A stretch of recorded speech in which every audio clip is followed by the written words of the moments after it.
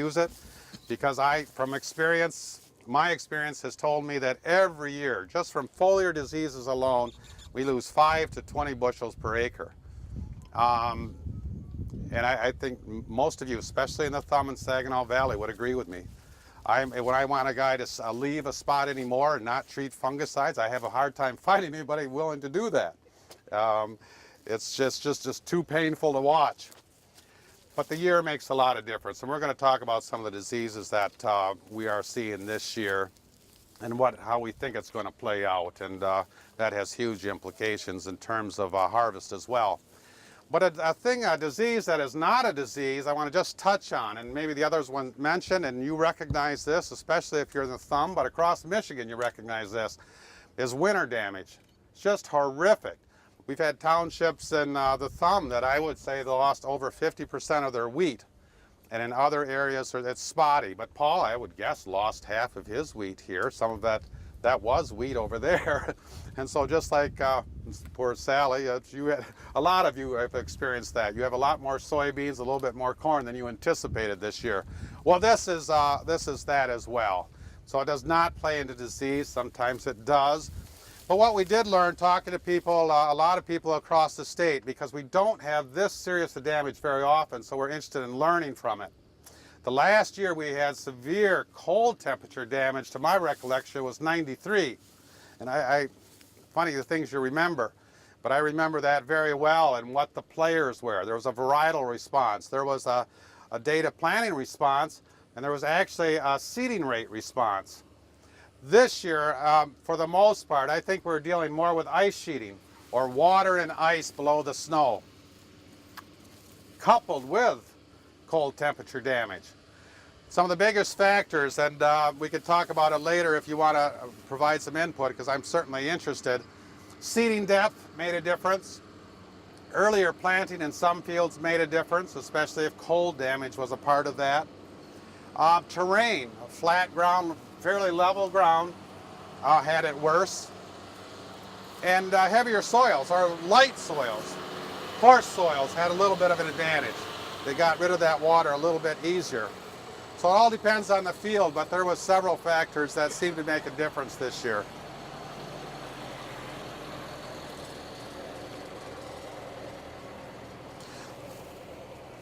So let's touch on, well, let's go in reverse maybe. I want to touch upon the foliar diseases. We have foliar fungicide diseases and head diseases. Which costs you more money each year in losses? Foliar diseases or head diseases?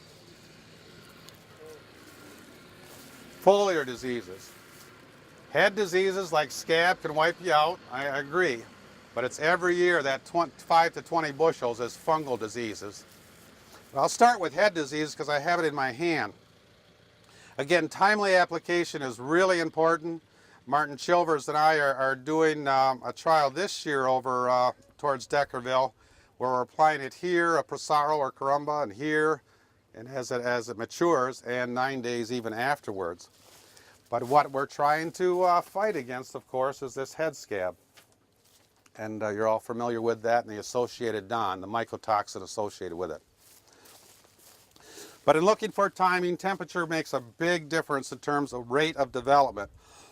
But in Eric's plot, he lost some heads in there this morning due to another pest. But I took these, and you can see what we call this is they're starting to have a head emergence. But when I talk at winter meetings and say full head emergence, I mean that bottom base of that head is actually, right at that base of the flag leaf. It's cleared it entirely. And so at this point in time, I usually say, okay, in 2 to 4 days, 2 to 5 days, you need to be out there with your Carumba or Prosaro. Because at that point, that stem, that peduncle, comes up another inch or two, and you'll see the yellow anthers start to show up, right? What percentage of the crop? I'm saying ideally I would go for about, if 50% of the heads show yellow flowers, I go. Because what we find is that window is at least probably 2 days, depending on the heat. This year it was because we were cooler. But that's one reason we're doing that one trial. Look at that. But clearly across the Midwest, across the country, we know that, and it's a betting game, like all of agriculture, your best bet is to go early, or early, what we call early flower. Those first yellow anthers will come about mid-head, and then just a day in the sun it'll turn white. That's why even now you go out in your field, you'll see those white anthers a lot. But yeah, first it's the yellow, and you know that's a fresh flower. And then it goes down to the base and then up to the top. But anyway, that's the progression. But the best for me is usually 2 to 3, 4 days after that head is right at the collar of that flag leaf. We have a pretty good display of diseases, and the groups are much larger than we anticipated. But back at the shop, Jan put together a nice poster, and Eric helped us out with some samples. So especially if you're a field representative for a company and you want to see leaf rust, powdery mildew, septoria, staganospora, I hope you're all familiar with those because they all play a part. We'll have samples back there. But the other thing we wanted to hit on before we leave is Jan, the wheat program is helping out with a diagnostic program, and I think this is really important because we need lots of help getting lots of samples. We don't necessarily know what's going on out there. Last year, Jan was finding diseases we didn't know we had, and that's really important in terms of economics at your level, but also in breeding, but also in terms of pesticide control items. So Jan, please go on with that. Microphone. Oh, yep. You don't want to talk through an interpreter? And Gia will talk about it, but the diagnostic forms were up there as your handouts. So if you have something to submit, the forms are up there on the table, so you can still grab those and submit those. Right. Yeah, So, there's also a head sheet on Fusarium head blight, and then also what's really fascinates me is the difference in varieties. Varieties make a big difference with a disease. And right now we're being flushed with rust. You're going to see that in your lab.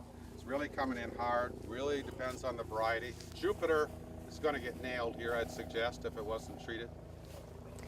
so like Martin said, I work on campus and I work in the diagnostic lab. So wheat is just one of the many crops that we receive in the diagnostic lab. And some of you are very familiar with some of the very common diseases on wheat. You can look at wheat and you can recognize powdery mildew and septoria and head scab and the very common diseases.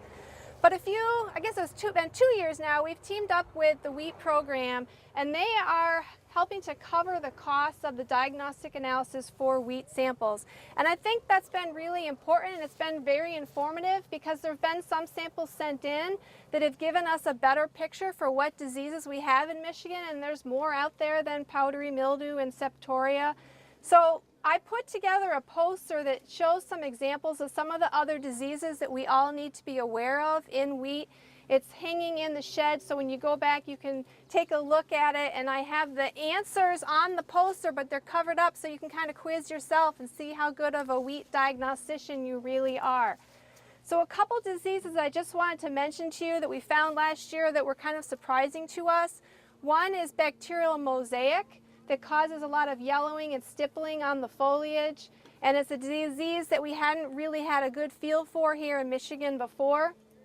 The other would be tan spot, and I don't think tan spot is necessarily new in Michigan. I think we were just previously confusing it with septoria and some of the other leaf spot pathogens that we see so commonly on wheat, and I think we've probably just been missing it over time. So if you have a problem on wheat and you're interested in using that as a resource to send in a sample, let me just talk a little bit about what you would like to send in, or what I would like you to send in for that diagnostic analysis. It's going to depend a little bit on what time of year you are in, but ideally whenever we are during the wheat production system or timing, if you can send in whole plants, that's really ideal. And when I say whole plants, I mean actually use a shovel or a trowel and dig those plants out of the soil. And the reason for that is that then you are going to send me intact root tissue, as well as crown tissue, stem and foliage and heads if they are present. What's that? What do you think of my sample? Martin has nice samples here. Amazing. So when something like this comes into the lab, I have soil there. I can take a look at the pH and give me a feel for what the pH is. I can look at the crowns for things like take-all. Earlier in the season, we are seeing some rhizoctonia root rot combined with the winter damage. So if I have the roots, I'm going to be able to look for root and crown rot pathogens. Then I'm going to be looking at the foliage for some of our leaf spot pathogens like we've already discussed, stems, and then the heads. The other interesting thing is some of the viruses that we have been trying to get a better feel for in Michigan, while you and I may see the symptoms of the viruses in the foliage because we see maybe spotting or the spindle-shaped lesions, some of those viruses are actually at a higher titer in the root system of the plant. So we will have more sensitive and accurate results if you send us the root system and we're testing from the crowns and the roots, where we have a higher likelihood of picking up the viruses that are present. It's also really helpful for me if you send me a good and a bad. I am what you would probably consider a lab rat. I don't get out to the field very often. This is the first time they've let me out. So Not going back. I might not want to go back. So I don't always have a great perspective of what stage the wheat in your area of the state should be at. So if you send me a good and a bad, that helps me give me that perspective. And there may be huge variations, especially this spring, in the stage of growth that your wheat is. And so if you send me the good and the bad, it gives me that nice perspective. The other thing that I found that's really helpful is that we are better able to pick up nutrient deficiencies that are related to soil pH. MSU has a separate soil and nutrient lab that I use to do the nutrient analysis, but if I can pick up a difference in the pH, then I will defer that over to them, and they've been really helpful at finding things like manganese deficiency, which has been especially common in the samples that I've had come in this year.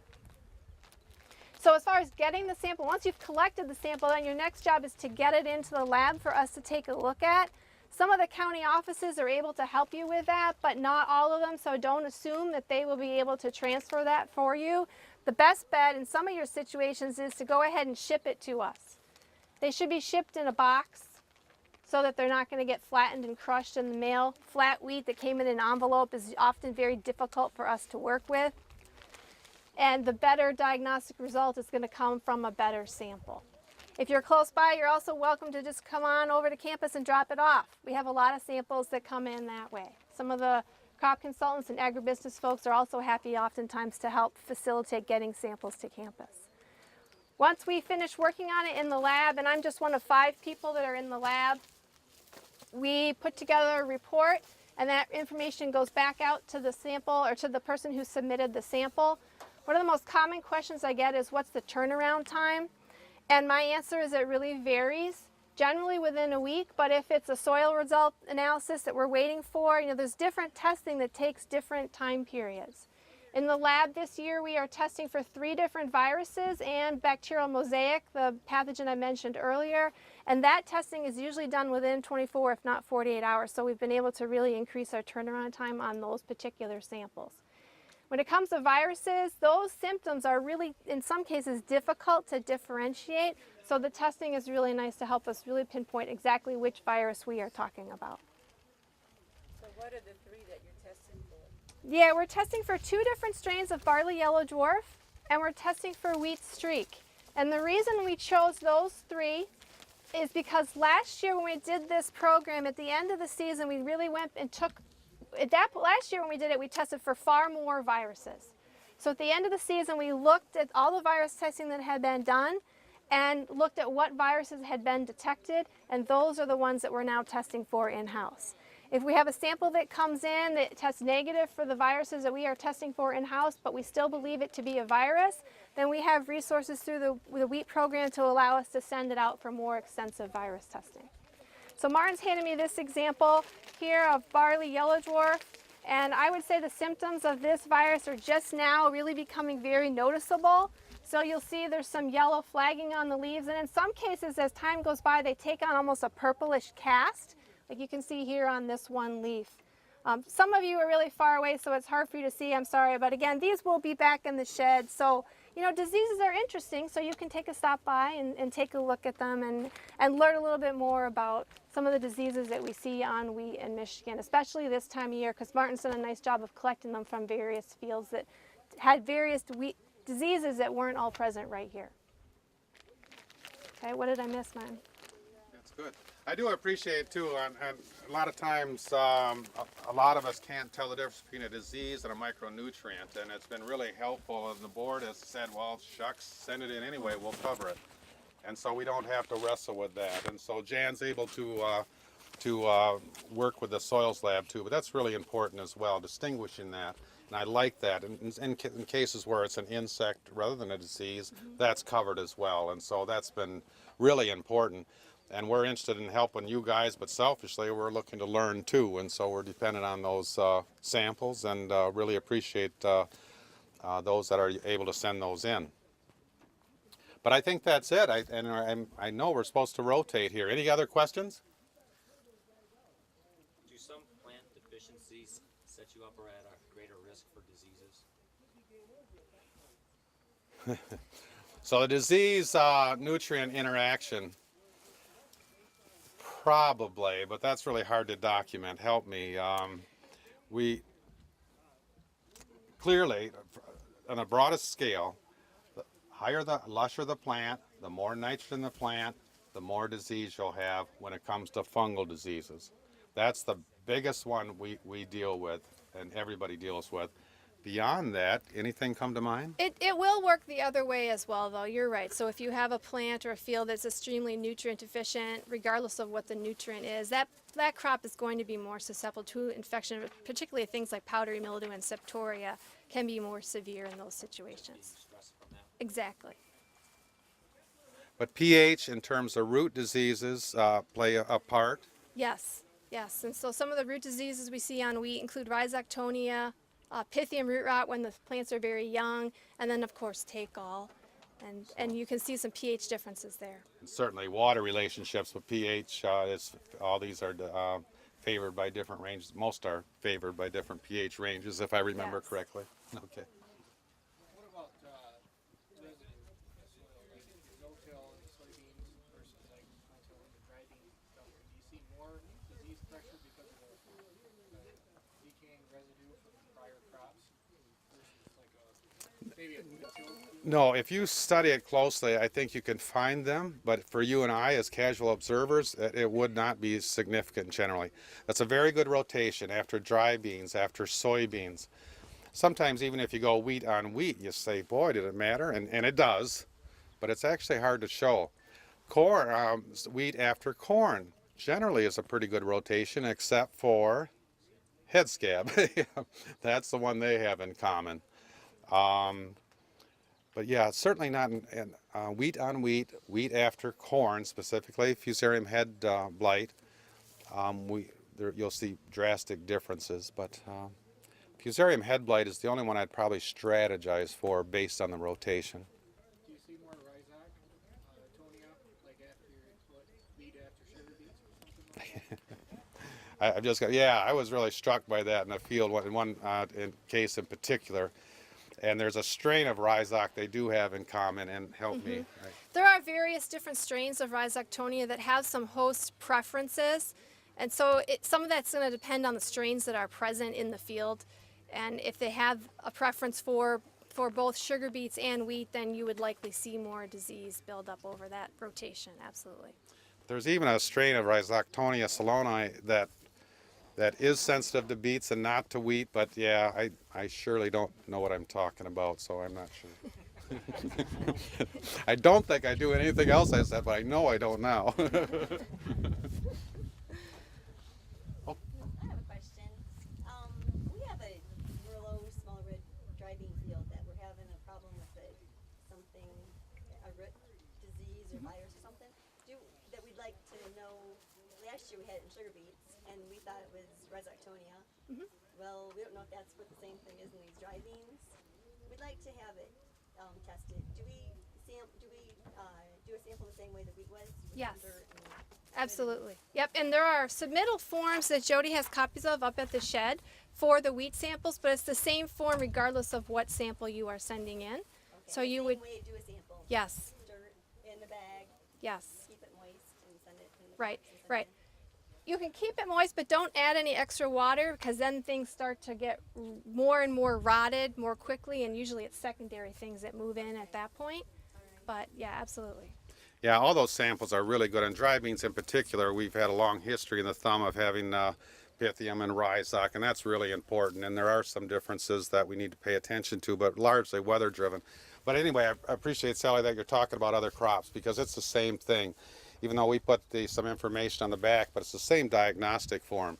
Soybean root disease is not nearly as common with dry beans, but Marty Chilvers in particular has interest in that way, but we'd like to see those as well.